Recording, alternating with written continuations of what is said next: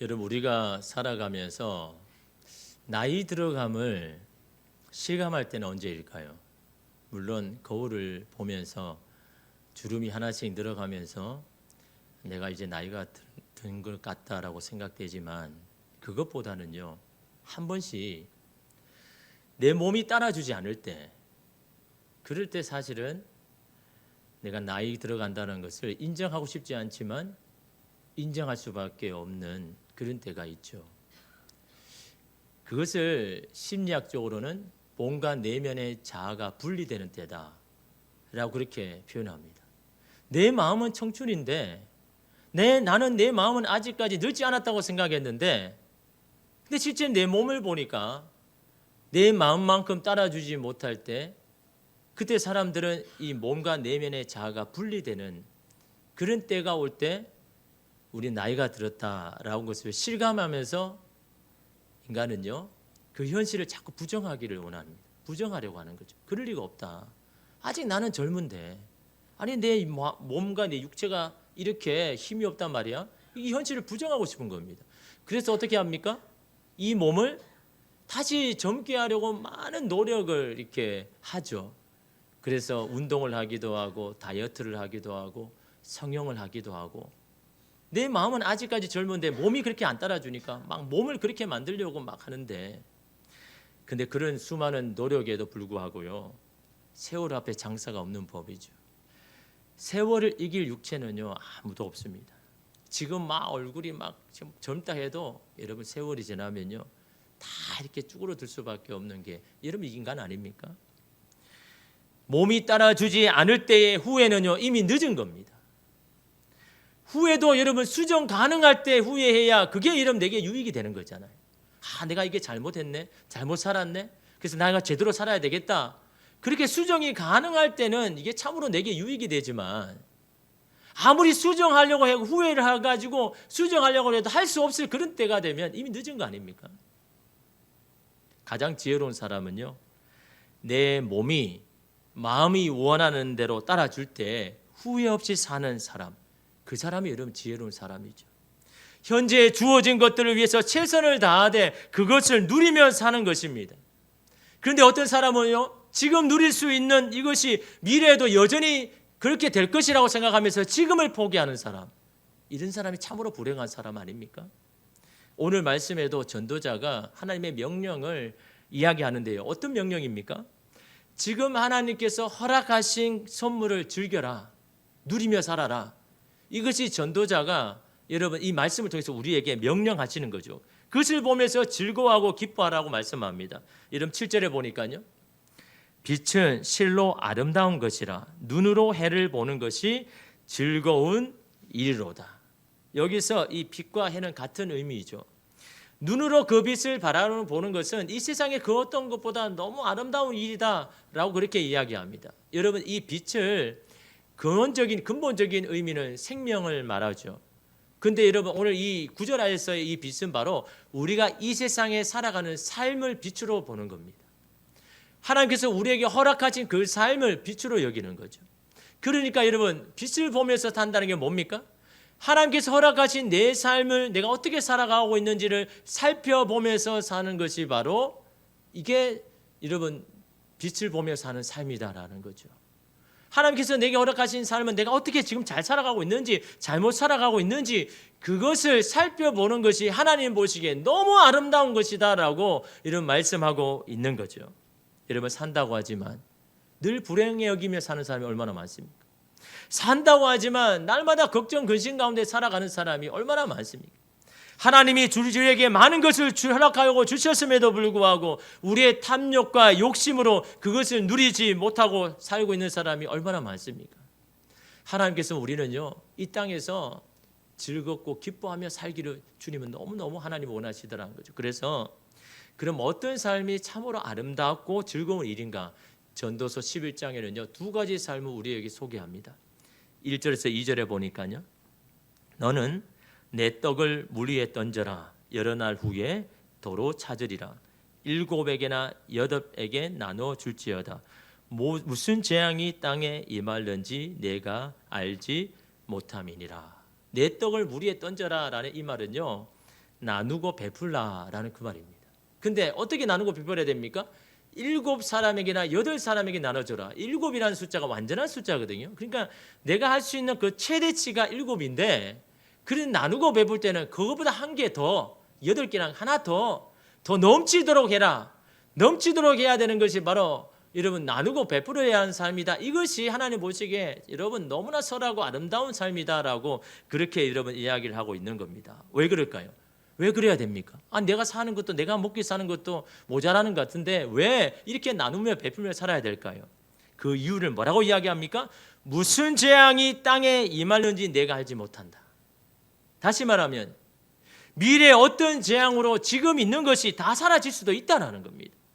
지금은 넉넉하고 풍족하다 할지라도 아니면 미래를 위해서 내가 대비한다고 할지라도 그것이 다 보존될 것이라고 누구도 장담할 수 없다. 그런 너도 그걸 알지 못한다라고 말하는 겁니다. 그러므로 베풀 여력이 있을 때에 힘이 닿는 대로 나누고 베풀어라.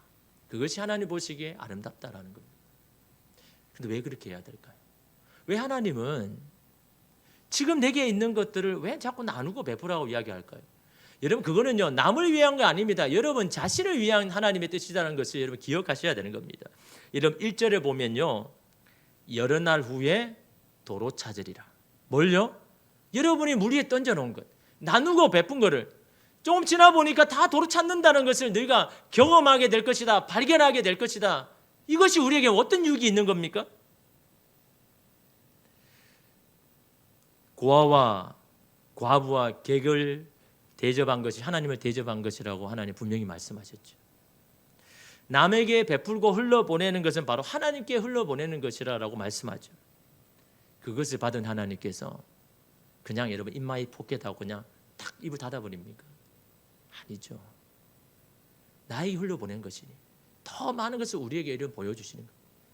공급하시는 겁니다. 그래서 우리가 뭘 하여금요? 더 감사하기 위해서, 더 기뻐하기 위하여서. 우리는 내가 움켜잡은 나는 기쁘고 즐거워할 거라고 생각되지만 아니요. 나누고 흘러보낼 때 우리는 더 감사할 일이 생기고 더 기뻐할 일이 생기다라는 그것이 하나님의 원리라는 것을 말씀하고 있는 겁니다. 네가 더 감사하며 살게 하기 위해서 너는 나누고 베풀어야 된다. 왜? 하나님께서 더 많은 것으로 내게 공급하니까. 이걸 발견한 사람은요. 베푸는 자가 그걸 알 수 있는 겁니다.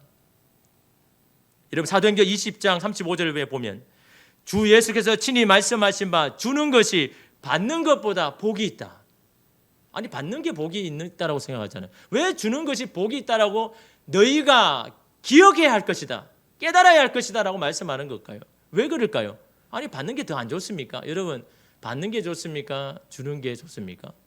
당연히 받는 게 좋다고 생각하죠. 근데 여러분 받는 자는요.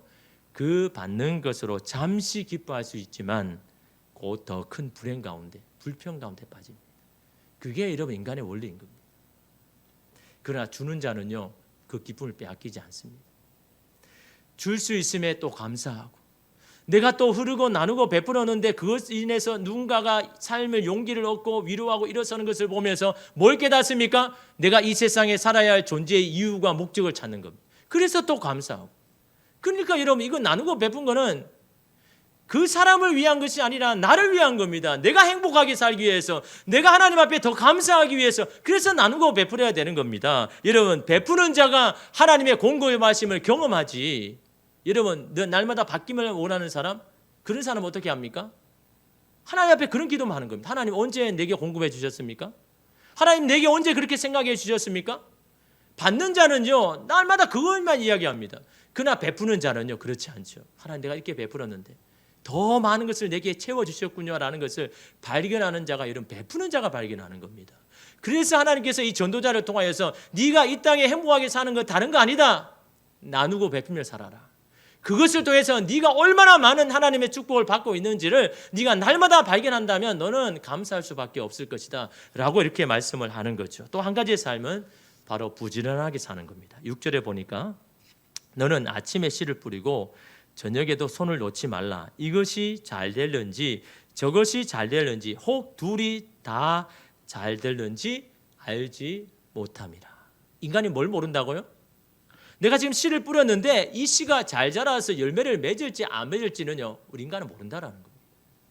그러기 어떻게 해야 됩니까? 이 일이 여러분 성공할지 안 할지 몰라요. 그럼 어떻게 합니까? 부지런히 아침에도 씨를 뿌리고 저녁에 가서는 물을 주고 부지런히 살아야 된다라는 겁니다. 그런데 여러분 한번 생각해 보십시오. 여러분이 그 미래를 안다고 생각합니다. 여러분 씨를 뿌렸습니다. 그래서 미래의 어느 날 여러분이 돌아가요. 거기 가서 딱 보니까 내가 그 심은 나무가 너무너무 이렇게 크게 자라서 열매를 맺었어요. 그리고 다시 또 현재로 돌아옵니다. 그럼 여러분 어떻게 할까요? 아직 그냥 씨만 뿌렸는데 거기에 이런 모든 것을 다 할 겁니까? 아니잖아요. 이미 과거에 미래에 이미 자라고 열매 있는 걸 봐왔는데 아니 내가 어차피 시간이 지나면 열매 맺을 건데 내가 굳이 뭐 그렇게 할 필요가 있느냐? 알면 미래를 알면 아마 그렇게 할 겁니다. 근데 하나님은요. 미래를 알지 못하겠죠. 이것이 내게 성공이 될지 실패를 될지 아무도 모른다는 겁니다. 누구만 압니까? 하나님만 아신다는 거죠. 우리는 일은 우리가 하지만 이루시는 분은 하나님이시라는 거죠. 그걸 기억하면서 너에게 주어진 이 하루 이게 네게 성공이 될지 실패가 될지 아무도 모른다. 하나님만 아시는 것이니 그러니 열심히 받은 것을 가지고 부지런하게 살아야 된다. 건강이 있을 때에 할 수 있을 때 해야 된다라고 이렇게 말씀을 여러분 하는 거죠. 그런데 그 일에 우리가 최선을 다하고 부지런히 할 수 있기 위해서는 어떻게 해야 됩니까? 이걸 기억하셔야 되는 거예요. 우리에게 허락하신 것이 하나님의 선물이라는 거예요. 이걸 여러분 기억하실 때 여러분은요 그 일을 가지고 최선을 다해서 살 수 있는 거예요. 그냥 내가 살아가니까 주어지는 것이라 생각하면요 그 일에 부지런 안 하죠. 하나님이 내게 주신 선물. 여러분 선물을 왜 주셨을까요? 오늘 나에게 주셨는데 왜 선물을 주셨을까요? 그걸 여러분 누리고 살기를 원하는 겁니다. 그것은 선물 가능한 일일 수도 있고 우리가 소유하고 있는 것이 될 수 있고 내 건강일 수 있고 내 시간일 수 있고 사람일 수 있고 사람 관계일 수도 있다라는 겁니다. 그 선물을 주신 이유는 그것을 누리며 살라고 우리에게 선물을 주신 거죠. 그런데 그것을 누리지 않는 것이 바로 죄인 겁니다. 주신 분의 의도와 상관없이 살아가는지 그것이 여러분 죄가 있는 겁니다. 다른 것이 죄가 아닙니다. 여러분 죄의 원어적인 뜻이 뭡니까? 관역에서 벗어나는 게 이게 죄 아닙니까? 하나님께서 의도하신 삶대로 살아가지 않고 내 마음대로 사는 것 이게 여러분 죄 아닙니까? 하나님이 원하시는 그 삶대로 살아갈 때 그것이 하나님 보기 합당한 것이지 하나님의 의도와 상관없이 내 뜻대로 살아가는 것 이게 여러분 하나님 앞에 이러면 죄인 겁니다. 하나님께서 분명히 누리라고 그것을 기뻐하며 살라고 했는데 그것을 기뻐하지도 않고 누리지 못한다. 그것이 여러분 우리에게 죄가 된다라는 것을 이런 말씀하잖아요. 여러분 한번 생각해 보십시오. 여러분에게 누군가에게 선물을 줬습니다. 근데 그 선물을 받은 사람이 그냥 그 집 한 구석에 그냥 포장도 뜯지 않은 채 그냥 두는 게 낫습니까? 아니면 받는 즉시 포장을 다 뜯어가지고 막 여기저기 부딪혀서 깨지고 뭐 이렇게 부서져도 그 사람 손에 있는 게 낫습니까?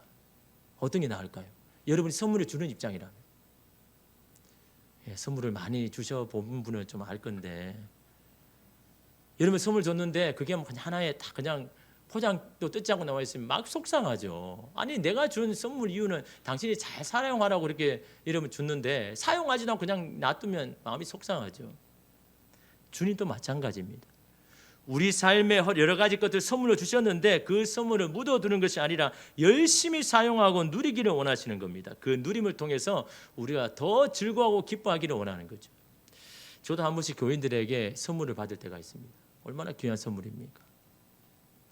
근데 저는 그 선물을 받을 때 딱 한 가지 생각합니다. 물론 그 사람을 통해서 주신 거지만 하나님 내게 주신 거잖아요. 선물이 아닙니까? 그래서 저는 그 선물을 딱 받아들고 하나님 이게 정말 내게 정말 필요한 겁니까? 아니면 나보다 더 필요한 사람이 있습니까? 그 하나님 앞에 이렇게 물어봅니다. 그래서 나보다 더 필요한 사람이 생각나면 그 사람에게 흘러보냅니다. 물론 나도 필요하죠. 그런데 하나님 이게 나보다 더 필요한 사람이 있으면 하나님이 나를 그 전달자로 사용하기 위해서 내게 주신 것이라 생각하고 그거 흘러보냅니다. 근데 우리 교인들 중에 마음이 속상한 사람이 있죠. 목사님 그거 목사님 쓰라고 줬는데 왜 그 사람에게 줬느냐 막 속상해하는 사람이 있습니다. 여러분 흘러보냈으면 그건 여러분께 아닌 겁니다. 누구에게 선물 줬습니까? 그거는요 여러분께 아닌 겁니다. 그 사람이 어떻게 쓰든 저렇게 쓰든 그 사람이 할 일이지 여러분이 관여할 게 아닌 겁니다. 이미 손을 떠났다면 그거는 여러분 거 아닌 겁니다. 그래서 여러분 사실은 제가 그래서 어떤 거는요 제가 어떤 생각하고 있고 이게 하나님 이거 필요한데 그런 생각이 있을 때 그게 왔을 때 얼마나 기쁩니까? 그렇죠. 그런데 저는 그런 성격이 있습니다. 제 성향인 거죠. 아직도 제가 이렇게 사용하고 있는 거 쓸만한 게 있는데 굳이 그걸 자꾸 뜯어가지고 다시 한다. 아직 사용할 수 있는 게 있는데 또 그걸 푼다. 그건 저는 낭비라고 생각하니까. 그래서 주신 게 얼마나 귀합니까? 근데 아직까지 내가 있으니까 그걸 잘 쓰고 충분하게 쓰고 이제는 쓰지 못할 때 그때 그걸 끄집어내 가지고 여러분 저는 쓰는 겁니다. 여러분 저는 제가 흘러보내지 않고 제게 있는 거는요 언젠가는 다 씁니다. 2년이든 3년이든. 근데 여러분 어떤 분 중에는 저거 선물 줬는데 마음에 안 들어서 목사님 안 사용하는가 이런 그런 오해 안 가지셔도 됩니다. 제가 제 손에 받은 거는요 언제 몇 년이 지나도 저는요 꼭 사용합니다. 대신 그 좀 아껴 쓰는 마음. 너무나 귀한 마음이잖아요. 여러분 남아서 주는 게 아니잖아요. 정말 귀한 마음으로 제게 선물을 주셨는데 그 선물을 받은 걸 저는 귀하게 여겨야 하기 때문에 그런 건데 근데 제가 이 말씀을 묵상하면서 참 많이 회개했습니다. 그것조차도 내 위주로 생각한 게 아닌가. 내 주관적으로 생각한 거 아닌가. 그래도 주신 분의 마음이 있는데 정성이 있는데 그걸 잘 사용하라고 내게 주셨는데 내 나름대로 그렇게 한 것에 대해서 정말 제가 참 이 말씀을 통해서 참 반성을 참 많이 했습니다. 여러분 하나님께서 우리에게 허락하신 것도 마찬가지입니다. 선물로 주신 것이죠. 그건 잘 사용하라고 주신 겁니다. 그걸 누리면서 살려고 하는 것이지 그냥 땅에 묻어두고 막 있는 걸 하나님 원하시지 않더라라는 겁니다. 그것이 빛나기 위해서는 선물이 빛나기 위해서는 어떻게 해야 됩니까? 그것을 부지런하게 성실하게 사용해야 됩니다. 쓰다가 여기저기 상처 나고 다쳐도 괜찮습니다. 그것이 하나님 보시기에 선하고 아름다운 것이다 라는 거죠. 그래서 하나님 우리의 인생들에게 이렇게 명령합니다. 8절에 보니까 사람이 여러 해를 살면 항상 즐거워할지로다. 그러나 캄캄한 날들이 많으리니 그 날들을 생각할지로다. 다가올 일은 다 헛되도다. 세 번째 성경으로 보니까요. 오래 사는 사람은 그 모든 날을 즐겁게 살 수 있어야 한다. 그러나 어두운 날들이 많을 것이라는 것도 기억해야 한다. 다가올 모든 것은 다 헛되다. 우리가 하나님께 선물로 주신 것을 즐겁고 기쁘게 오늘 사용해야 할 이유를 말씀하고 있는 겁니다. 우리가 이렇게 누리고 살 수 있는 날도 있지만 오히려 어두운 날이 우리에게는 더 많다는 것이 우리의 인생이다라는 겁니다. 찬송가의 가사처럼 일할 수 없는 밤이 속히 오기 때문에 그때는 하고 싶어도 하지 못한다는 거죠. 내 마음은 있는데 할 수 없는 그런 날도 있다라는 겁니다. 그런 날이 오히려 인생이 더 많다라는 거죠. 그 하나님께서 말씀하는 게 뭡니까? 그런 날도 많으니까 지금 할 수 있을 때, 지금 여력이 있을 때, 지금 베풀 수 있을 때, 지금 사용할 수 있을 때 그걸 가지고 사용하기를 원하시는 이런 하나님 간절하심 아닙니까? 행복은 그리 멀리 있는 것이 아니죠. 여러분 사람들 중에 자신의 행복을 찾아 나선 사람이 얼마나 많습니까? 그런데 여러분 그 사람들이 정말 행복을 찾아 나서는 것일까요? 아닙니다. 내가 이 땅에 살아야 할 이유, 내가 뭐 때문에 내가 이 일을 해야 되는지에 대한 존재의 이유와 목적을 위해서 사는 겁니다. 그래서 막 여기저기 찾는 거죠. 내가 정말 내가 왜 살아야 되고 뭘 때문에 일을 해야 되고 그걸 내가 알면 너무나 행복할 텐데. 그래서 이러면 돌고 돌면서 이렇게 하지 않습니까? 그런데 이러면 가까이 보면요. 결국 돌고 돌아서 어떻게 합니까? 내게 지금 주어지고 가까이 있는 것이 가장 큰 내게 귀한 선물이고 행복이라는 걸요. 그때 이름 깨닫게 되는 거죠. 이게 사람 참 이게 무지한 게 그런 겁니다. 너무너무 내게 주신 행복한 것이 가까이 있음에도 불구하고 밖에 주변을 찾는 겁니다. 더 내가 살아야 할 이유와 목적이 무엇인지를 막 그렇게 하는 거죠. 지난주에 이 평일 오전 7시 50분이면 KBS에서 하는 인간극장이라는 프로그램이 있습니다. 저는 즐겨 이렇게 이 프로그램을 봅니다. 전 TV가 없기 때문에 차에서 한 번씩 이렇게 DMB를 통해서 보는데 요즘 참 차들이 그렇잖아요. 운행할 때는 안 보이고 섰을 때만 보이니까.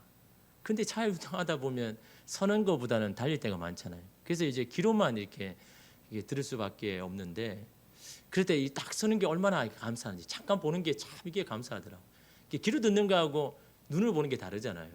그래서 신호등에 딱 섰을 때 빨리 딱 서가지고 이렇게 보는데 지난주에 이 라오스 팍세라는 지역에 사는 한 사람을 소개합니다. 그래서 그러니까 눈이 번쩍 들더라고요. 사람이 관심 있는 곳에 이게 눈이 번쩍 들잖아요. 그래서 라오스 팍셈 하면 아직까지 제가 마음이 막 이렇게 막 뜨거운 곳이 막 올라오는데, 그 라오스의 팍세라는 이 라오스 남부 지방에 있는 그곳에 살아가는 이 한국 사람을 이렇게 소개합니다. 그 사람의 이름이 김중곤인데, 이 그는요, 이 젊은 시절부터 이 방랑기가 참 많습니다. 그래서 한 곳에 오래 있지를 못하는 겁니다.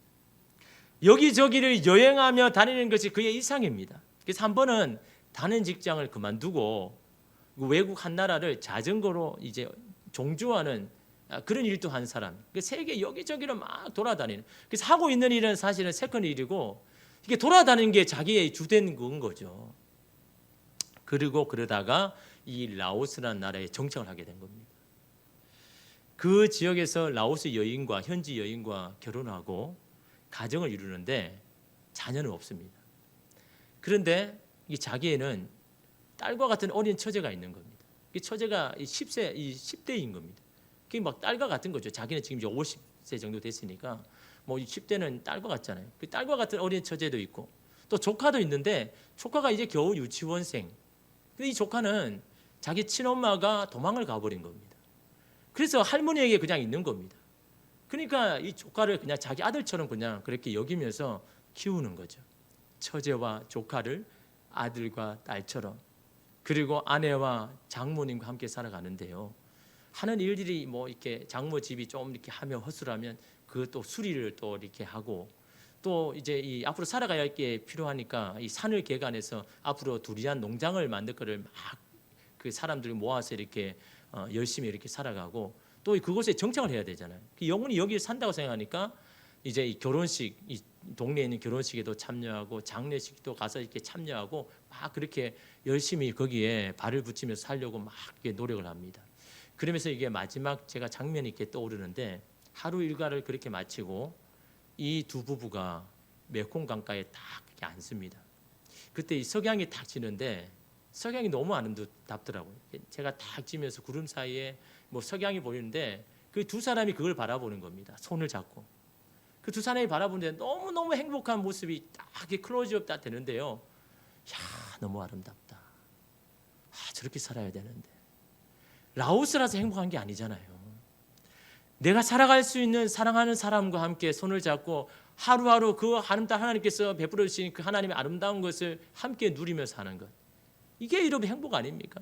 뭐 일 바쁘다고 막 힘들다고 막 그렇게 사는 것보다는 그래도 같이 해가 지는 그 석양을 바라보면서 너무 감격해하고 감사하는 게, 이게 이러면 행복 아닙니까? 여러분, 이 사람이 방랑기가 있다고 했잖아요. 한 곳에 오래 있는 사람 성격이 아닙니다. 그런 그가 이 한 곳에, 그것도 타국에서 정착할 수 있었던 이유가 뭡니까? 내가 보호해야 할 가정이 있고 내가 사랑해야 할 사람이 있기 때문에 그들을 위해서 사는 것이 결코 의미 없는 것이 아니라 이 세상에 그 어떤 것보다도 의미 있기에 자기의 남은 인생을 여기에 다 바쳐도 아깝지 않기 때문에 여러분, 그래서 거기에서 정착하는 건 아닙니까? 행복이 너무 가까이 있음을 알기 위해서 우리도 그토록 돌고 도는지 모릅니다. 그 당시에 알지 못하는 것이 지금에서야 발견될 때가 있지 않습니까? 전도자는 세상의 모든 것이 헛되다고 말하지만 그럼에도 의미가 있는 것은 지금 하나님께서 허락하신 것을 즐거워하며 기뻐하며 사는 것, 이것이 우리의 인간 인생에 가장 의미 있는 것이다라고 그렇게 이런 말합니다. 그런데 그것이 주어졌음에도 누리지 못하고 사는 사람이 참으로 불행한 사람 아닙니까? 나중은 우리의 시간이 아닌 겁니다. 오직 지금 나에게 주어진 것, 그것만이 여러분 나의 것입니다. 먼저 작은 것에서부터 여러분 기쁨을 발견하십시오. 인생의 작은 일에 기쁨 못 발견하는 사람은요, 여러분 큰 거 여러분 줘도 기쁨 못 발견하는 겁니다. 감사에서부터 한번 시작해 보십시오. 작은 일에 감사하지 않는 사람이 과연 큰 것을 여러분 받았는데 감사할까요? 아닙니다. 지금 감사할 수 있는 사람이요, 나중에도 감사할 수가 있는 겁니다. 감사할 때 우리는요, 지금이 얼마나 행복하다는 것을 여러분 알게 되는 겁니다. 그러기에 전도자는요, 다시금 권면합니다. 9절 말씀에 청년이여 내 어린 때를 즐거워하며 내 청년의 날들을 마음에 기뻐하여 마음에 원하는 길들과 내 눈이 보는 대로 행하라. 그러나 하나님이 이 모든 일로 말미암아 너를 심판하실 줄 알라.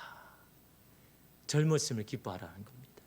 아직 내가 건강하다는 것을 기뻐하라는 겁니다. 내가 할 여력이 있다는 것을 기뻐하다라고 이렇게 말하고 있는 겁니다. 그래서 그 할 수 있을 때 네가 원하고 바라는 것들을 한번 해봐라. 그러면서 여러분 한 가지 장치를 주죠. 그것은 주신 것을 잘 사용해야 된다는 거예요. 선한 곳에 사용해야 된다는 거죠. 왜 그렇습니까? 내가 선택하고 결정한 것에 대한 결산은 하나님께 분명히 다 받기 때문에. 여러분 이 자리에 하나님 앞에 안 설 사람 아무도 없습니다. 주님 앞에 섰을 때는 다른 거 아닙니다. 내가 너에게 준 것, 네가 어떻게 살아왔느냐, 그 하나님 앞에 다 결산 받아야 되는 겁니다. 그 결산 받을 때 하나님 앞에 이런 부끄러움을 당할 자가 얼마나 많습니까? 그 반면에 하나님 이렇게 열심히 잘 살아왔다고 주님 앞에 이런 칭찬 받을 자도 분명히 있지 않습니까? 자유가 방종으로 흐르지 않기 위함인 겁니다. 자유에서 책임을 빼버리면 그건 방종이라고 제가 전에 말씀드렸잖아요. 진정으로 자유를 누리기 위해서는요, 그 책임 또한 내가 져야 된다는 것을 여러분 기억해야 되는 겁니다. 그래서 미래에 후회를 하지 않도록 오늘 후회 없는 인생을 살아야 그 사람이 미래에도 이런 후회하지 않는 겁니다. 마지막으로 이처럼 누리는 삶을 방해하는 것이 있다는 거죠. 이런 10절에 보니까요, 그런즉 근심이 내 마음에서 떠나게 하며 악이 내 몸에서 물러가게 하라. 어릴 때와 검은 머리의 시절이 다 헛되도다. 아니 젊을 때 어릴 때 검은 머리가 있을 때 이게 의미 있다고 이야기해놓고 왜 어릴 때 검은 머리가 있을 때는 왜 헛되다고 이야기합니까? 이거 못 제거하면, 그래서 염려 근심에 있으면 아무리 네가 젊다 해도 머리가 검다 해도 이건 다 의미가 없다, 헛되다라고 이렇게 말씀합니다. 세 번째 성경으로 보니까요, 네 마음의 걱정과 육체의 고통을 없애라. 혈기왕성한 청춘은 덧없이 지나가기 때문이다. 마음의 걱정, 이 육체의 고통, 질병 아닙니까? 그것이 사실은 우리를요 누리지 못하게 하잖아요. 이러면 걱정, 근심하는 사람이 행복하는 사람 한 사람도 못 봤습니다. 질병이 있는 사람이 아무리 많은 것 가져도 누릴 수 있습니까? 건강해야 여러분 그걸 누리잖아요. 근심과 걱정은요 우상 숭배와 결을 같이 합니다. 왜 그럴까요? 걱정하고 염려하는 근심 자체하는 그 이유가 뭡니까? 내가 내 삶을 자꾸 통제하려고 하는 거죠. 내가 내 삶의 일을 내가 통제하기를 원하니까, 내가 원하는 대로 하니까, 내가 해야 할 일들이 뭔가라고 생각되니까 여러분 그게 걱정, 근심이 오는 거죠. 또 한 가지가 뭡니까? 내가 이게 노력을 했는데 과연 이게 잘 될까 안 될까라는 의심. 그건 결국 하나님에 대한 의심이잖아요. 나는 열심히 일하지만 그걸 이루시는 분이 하나님에 대한 믿음이 있으면요 염려할 필요가 없는 겁니다. 왜 여러분이 염려합니까? 여러분 피조물인 여러분이 왜 책임을 지려고 합니까? 저는 도무지 이해가 안 됩니다. 여러분이 책임질 수가 없는 겁니다. 여러분 만들어진 사람이 왜 여러분의 가정을 책임지려고 합니까? 왜 여러분의 삶을 여러분 책임지려고 합니까? 책임지지도 못하는데. 우리를 만드신 창조의 하나님이 계신데 왜 그분을 배제하려고 하면서 여러분 일을 하려고 합니까? 일의 결국은 하나님이 하시는 것인데, 일의 결과물을 하나님이 우리에게 주시는 것인데 왜 그 하나님과 배제하면서 여러분의 일을 하려고 하는 겁니까? 그것은 바로 하나님 앞에서 우리가 죄라는 것을 여러분 기억해야 되는 겁니다. 우리가 우리에게 주신 가정이 있습니까? 자녀가 있습니까? 귀한 일을 주신 것이 있습니까? 그건 내게 주신 선물로 여겨야 되는 겁니다. 오늘 내가 누릴 수 있는 거라 생각해야 되는 겁니다. 그걸 내가 건강할 때, 여력이 있을 때 그걸 잘 하는 것이 하나님 앞에 여러분 기쁘고 즐거운 일 아닙니까? 그래서 우리에게 예수님이 이렇게 말씀하죠. 마태복음 6장 31절 32절에 그러므로 염려하여 이르기를 무엇을 먹을까, 무엇을 마실까, 무엇을 입을까 하지 말라. 이는 다 이방인들이 구하는 것이다. 하나님은 모르는 자들이, 하나님을 아버지로 여기지 않는 자들이 다 구하는 것이다. 너희 하늘 아버지께서 이 모든 것이 너희에게 있어야 할 줄을 아시느니라. 우리가 아는 건 다른 게 아닙니다. 하나님 우리 아버지가 되시고 그 아버지가 되신 하나님은 우리에게 있어야 할 것들을 다 공급하시는 분이시다라는 이 사실만을 우리가 분명하게 알 수 있는 것이다라는 거죠. 주님이 우리의 필요에 따라 공급하시는 것을요 감사함으로 받고 그것을 누리며 살면 되는 겁니다. 지금 내게 없는 것, 앞으로 있어야 할 것, 그것은 그때마다 주님께서 공급해 주실 것입니다. 그러면 그것을 염려하여 오늘 내가 누리며 감사하는 것들을 놓치지 마십시오. 여러분의 인생에 불평과 원망이 있습니까? 주님 그걸 원하시는 게 아닙니다. 여러분의 뜻대로 안 되는 것이 있습니까? 그럼에도 불구하고 저와 여러분에게 주신 것이 분명히 있잖아요. 그것을 하나님이 주시는 선물을 여기고 그것을 감사하며 살아가는 것, 그것이 여러분 하나님께서 우리에게 허락하시는 선물이고 보상 아닙니까?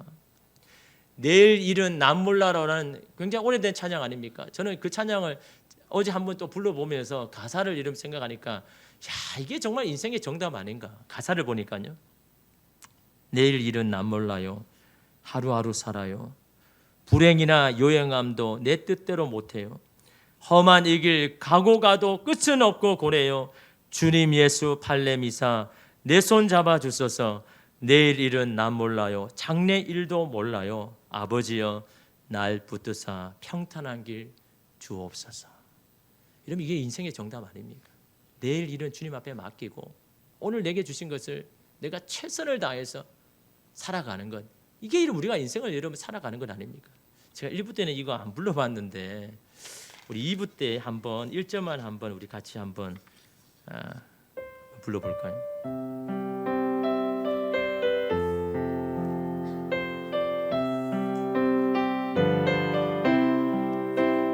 내일 일은 난 몰라요. 하루하루 살아요. 불행이나 요행함도 내 뜻대로 못해요. 험한 이 길 가고 가도 끝은 없고 보내요. 주님 예수 팔레미사 내 손 잡아주소서. 내일 일은 난 몰라요. 장래 일도 몰라요.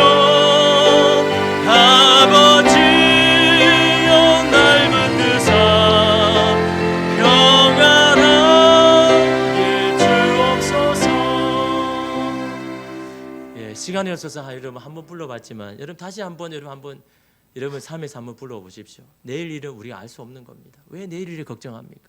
오늘 내게 주신 것, 이것이 오늘 우리에게 주신 것임을 믿고 감사하며 살면 되는 것, 기뻐하며 살면 되는 겁니다. 그럼 여러분의 미래는요, 하나님이 여러분 책임지시는 건 아닙니까? 그것이 우리에게 큰 축복이고 행복이라는 것을 여러분 날마다 주님 앞에 고백하며 사는 저와 여러분 되기를 간절히 소망합니다. 기도하겠습니다.